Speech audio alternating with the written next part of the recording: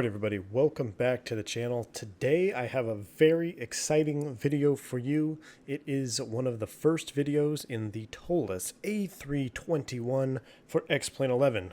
Just keep in mind guys, this is a very early build of the Toliss A321. Everything you see here is a work in progress and there is a lot of placeholder stuff going on.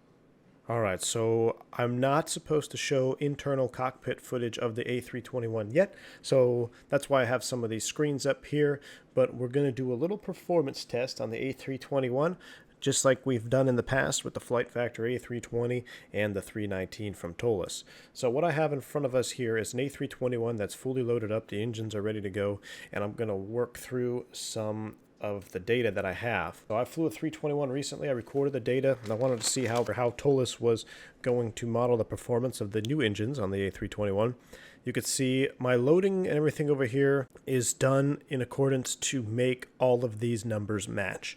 So the zero fuel weight CG and the zero fuel weight of 60,000 kilos, and of course the block fuel. Now at block fuel 8.6, we've had the engines on now for about a minute or so, so we're down to 8.580, which is perfect and represents the real thing. Now the numbers that we really care about are of course our V speeds, which match up here, 34, 39, 42. Flaps 1, flex 57, so we're not going to use what the Toliss calculator comes up with. We're going to use actual numbers from the aircraft. And here you could see the gross weight and CG of the aircraft. 68.5 was my takeoff weight of the real airplane, and that is expected to be 68.5 by the time we take off. So 68.6, that is right in the ballpark. I highly doubt that 100 kilos makes any difference at all.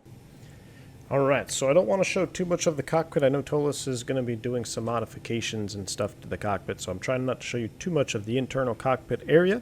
But I've got our ND screen popped out here, I've got our PFD, and I also have our upper ECAM so we can see our thrust output. As soon as I advance the thrust levers out of the idle detent, we'll go ahead and get the aircraft rolling. Now, right off the top of my head, I'm going to assume there might be a second or two difference in any situation, just because it's hard to replicate exact circumstances.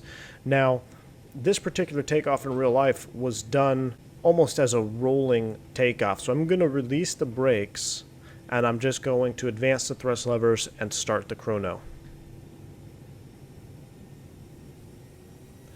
There's about 50, start the clock, set our flex, man flex, SRS runway. Auto thrust is blue, nose forward on the stick.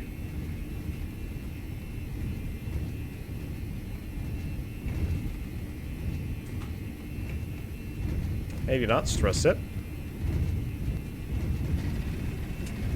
Neutral by 100.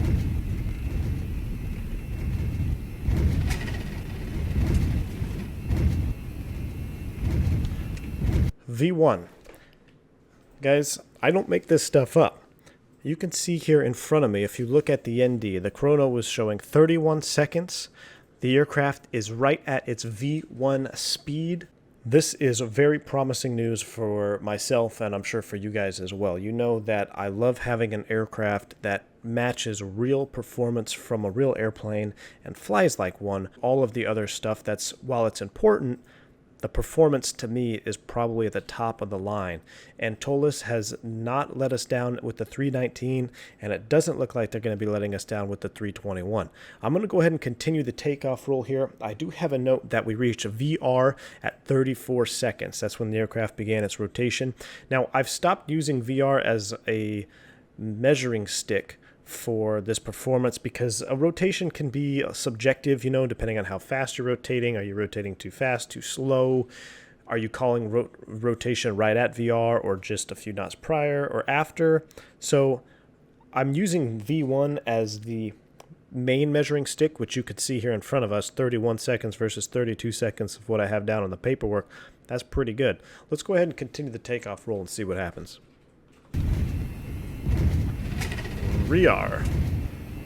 Alright, so I'm rotating the aircraft, and if you saw that I didn't pause it right on time, the airspeed was right at rotation speed at 34 seconds, which to me, that is pretty telling. You could see here that the aircraft has begun its rotation, nose wheel is off the ground, looking beautiful as always.